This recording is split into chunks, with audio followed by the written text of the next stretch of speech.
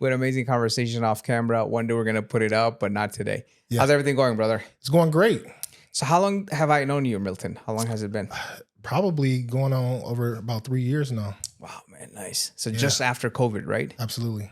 And you started real estate in 2019. Yep. So tell us, how did you get started? Where did you start? How did you end up at Amin Realty? Yeah. My original plan was, I'm an educator, so I went to education and I couldn't see past 60,000. So my plan was to get my master's degree, become some sort of administrator where they make six figures, and kind of do some real estate on the side. Real estate was something that some of my favorite artists and the culture that we, thought was a cool career to kind of get into, flipping houses and so forth. So I was gonna become a legit principal or administrator and just hustle a few houses on the side. So after I graduated with my master's degree in 2018, I finished up pursuing my license as a realtor by the January of 2019. Didn't do anything with it. Also just had my first daughter or kid and placed the license with Keller Williams, Lakeside over in Shelby. But I was living in St. Clair Shores, so it was just kind of difficult to make the commute back and forth, as well as hold down the responsibility of having a new child. And it was a bit challenging.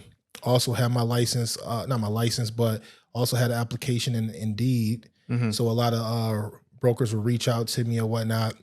One broker in particular reached out to me and they were with EXP.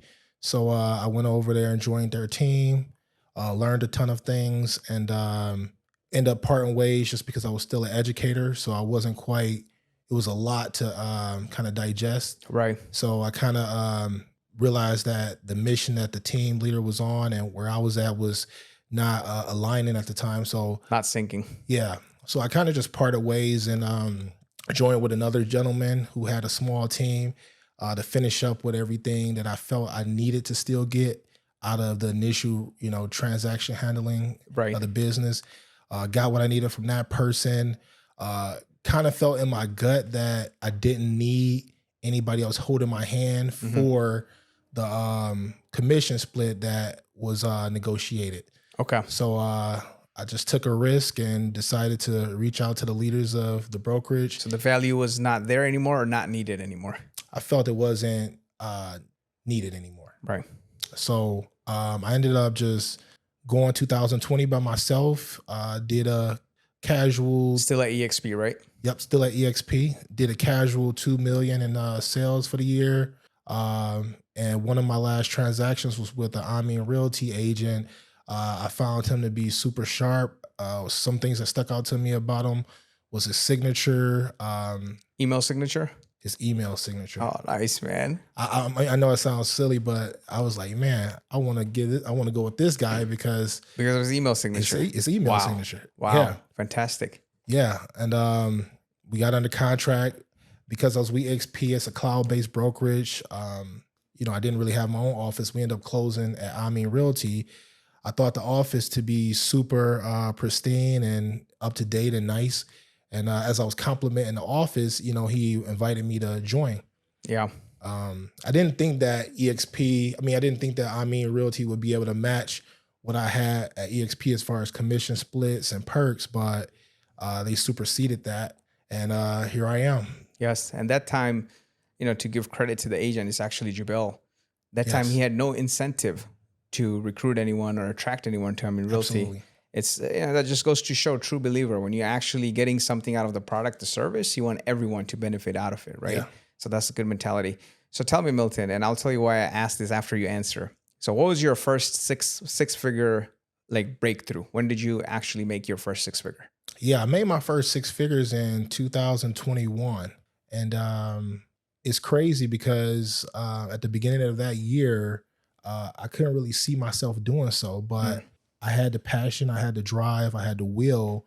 And as I went to these lunch and learns and training seminars and, started being around more affluent agents, you start to hear verbiage, jargon, and it's all about manifestation, and all about, setting your mind to what you want. And even then I didn't fully believe it. I read a lot of mindset books that were on the same wave. and they say you gotta just put out there what you want.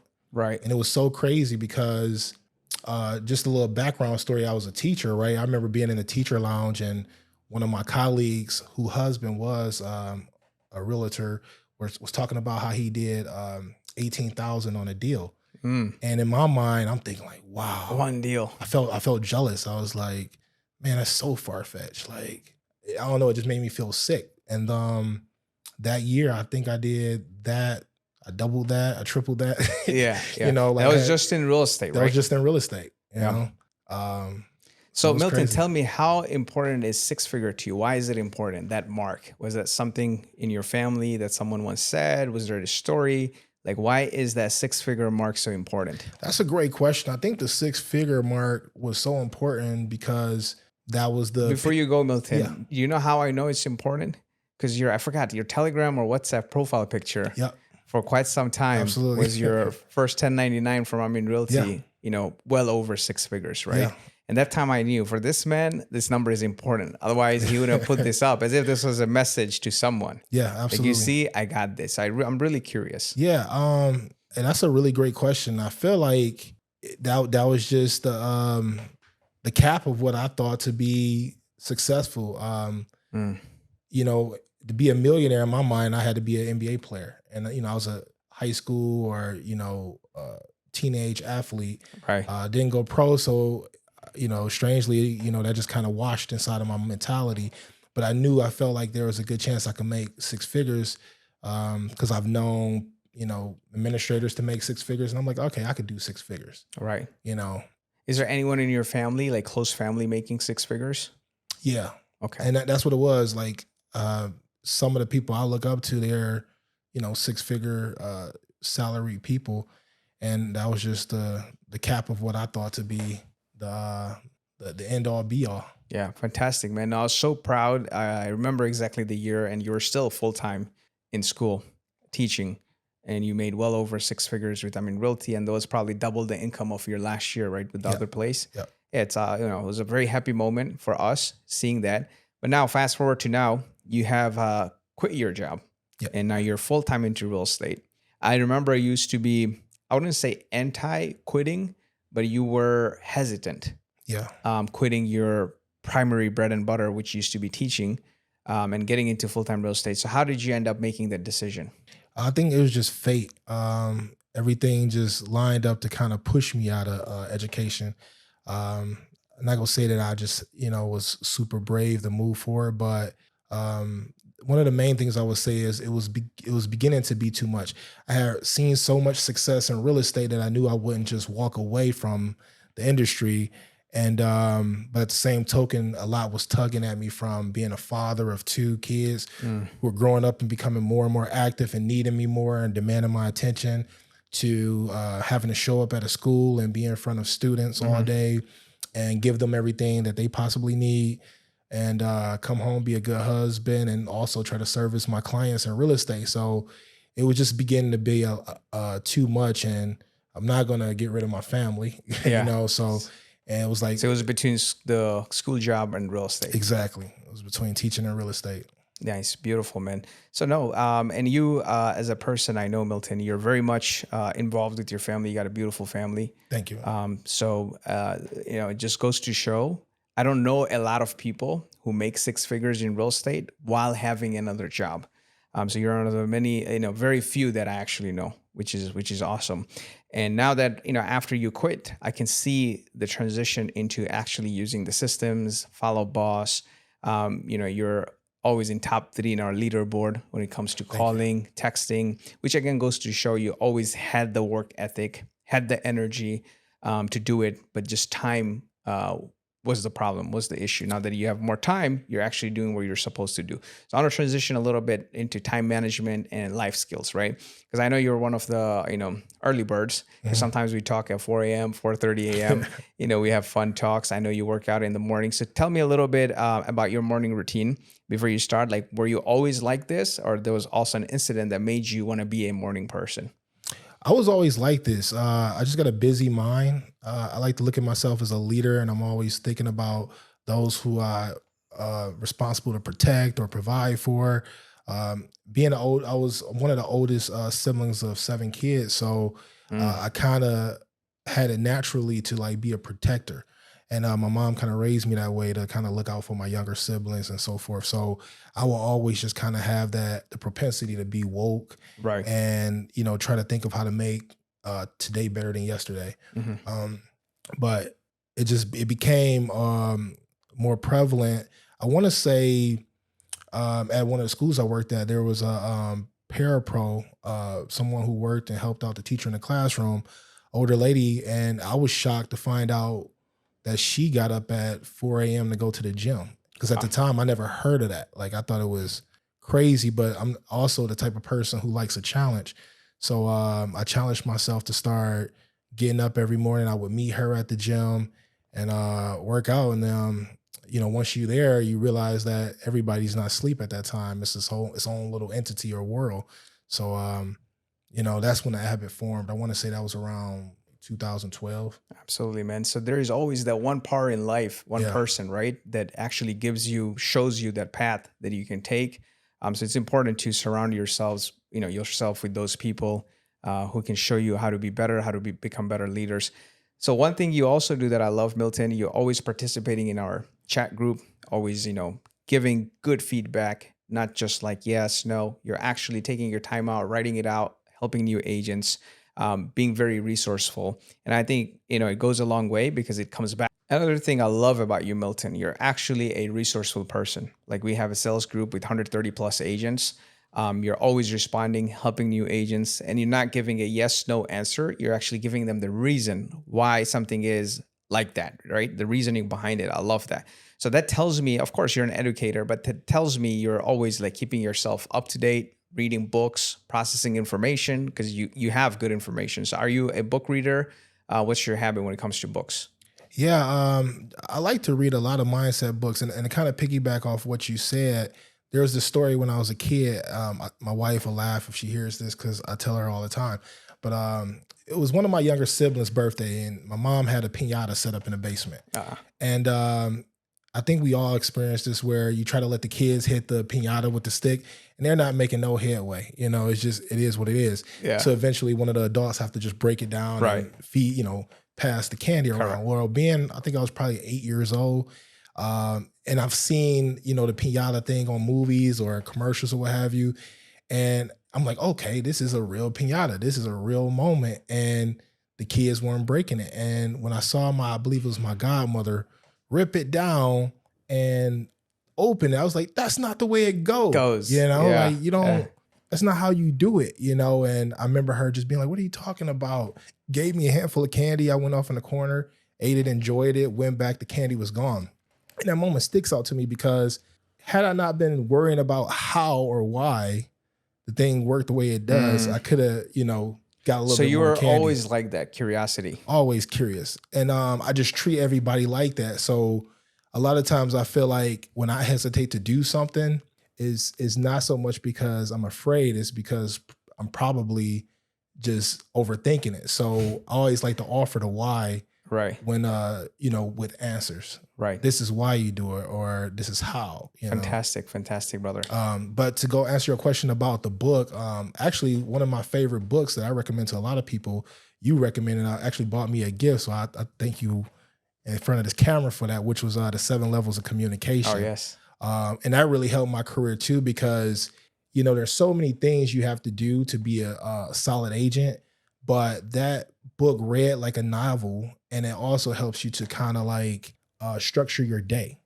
So with that book, I was able to structure my day, and everything in it just makes so much sense that you feel like you're putting something together, but you have all of the tools to do it. And it done a tremendous job with me in this Of career. course, brother. I first read that book back in 2014, then reread it in 2018. And then when I got to know you more, that's what I try to do with people, see how I can really help them. When I got to know you more, I was like, this is the book for Milton, man. Because not Absolutely. everybody can do that. 7 levels of communication, Yeah. building a true business through referrals in a systematic way. Yeah. Not everybody can do that. It's not for everyone. Because that's another problem with online space right now and teaching people and becoming like these online gurus. They try to fit like, what's that thing? like one size fit all, right? Oh, right, Yeah, right. but that's not true. That's not how it works. Especially teaching, and you're a teacher, Milton. Not everything works for everyone. So Exactly. you got to really know what works for who, and kind of. So I knew it that book's gonna work for you. I was just praying that you actually read it, Milton. And I know you read it inside out, and you still Yeah, like quote that book, like right? I yeah, can tell like you're so well versed now. You know the man. book more than me, even though I read it twice. But I know you know it more than me now, and you actually take action on that, which is fantastic, man. Thanks. I appreciate it, Sam. And like you said, like I said, I'm a competitor, and I like to be called out. I like to be challenged, and you're such a great leader in a way that you don't. Some people can't lead. Speaking about what some people can do, because some people abruptly might address somebody in person or in front of the crowd, and that's just all wrong. But what you would do is find what that person needs or that agent needs, and you will, modify that for them. So I appreciate it. So when you gave me that book, I kind of felt like, okay, I'm mouthing off, I'm talking about this and that, and he's going to see how dialed in I am to actually getting better. And I was like, okay, challenge accepted. But Yeah, I actually followed it, man. yeah, Yeah, for sure, brother. So other than referrals, Milton, I know that's majority of your sphere. What would you say is your other source of business, especially for someone, if someone is looking to get into real estate right now, yeah. probably has another full-time job, has, semi good, referral base. What else can they count on to grow their business? They could count on, well, when you do have a sphere, aunt, uncle, grandparent, cousin, neighbor, what have you, a friend of a friend of a sibling, you eventually get a listing, and you may get some leads from people just calling on your sign that's in front of the property. Um, you might want to be helping out other agents, and you do an open house or what have you. That's an opportunity to get people who want to come by and view the property, get their information, numbers, emails, and just follow up with them. One perk that I feel like is huge for a brokerage, because I've been around several, is that at Amin Realty, we get these free Zillow, Realtor.com, all of these different lead sources for free, which basically help pay for the cap. And for those who don't know, pretty much any brokerage you work for, they're going to have some type of contract negotiation where you give them a percentage of your commission on the sale, because ultimately we're the salesperson representing the broker. So, but with our situation here, I mean, Realty, the leads we get basically pays for your cap. So you basically are getting free business. Absolutely, man. And full circle of life. Now we're with EXP, and what do you see the main difference, Milton? And that will be my last question Sure. between, because you were with EXP way before any of us, right? So you were there, part of a team member within EXP. Then you were there solo. Now you're still with Amin Realty, and we have recently merged with EXP. Yeah. What do you see the biggest difference between Amin Realty and any other teams at EXP, or being solo in EXP? That's a great question. I want to see the biggest difference is I just feel like you insured. I feel like you got an army supporting you. Our Telegram group or our WhatsApp group are basically the app sources that all of the over 100 agents are in is 24/7. So if you got a question on your mind, you don't know something, whether it's the broker who's pretty punctual with being on time and communicating, or just one of the more veteran agents, there's always somebody available to answer and help you and assist you, because we all want to see each other grow. Not to mention that we have office locations all around the Metro Detroit area. So when it comes time for meeting with a client, you don't have to worry about if Tim Hortons or Starbucks is noisy or loud. We have plenty of office space, and you don't have to worry about feeling like you gotta ask a title company or somebody else to borrow their space. It's just we have our own, and you have access to it pretty much 24/7. So having that comfortability, that's huge in the real estate game. Absolutely, brother. Thank you so much, Milton. Any last word to any of the aspiring realtors? Yeah, I would say just go for your passion, but most importantly, ask yourself, what do you really want to be? Have a clear, concise idea of what you want out of life and go for it. No holds bars. Everything else will work itself out. Thank you, everyone, for tuning in.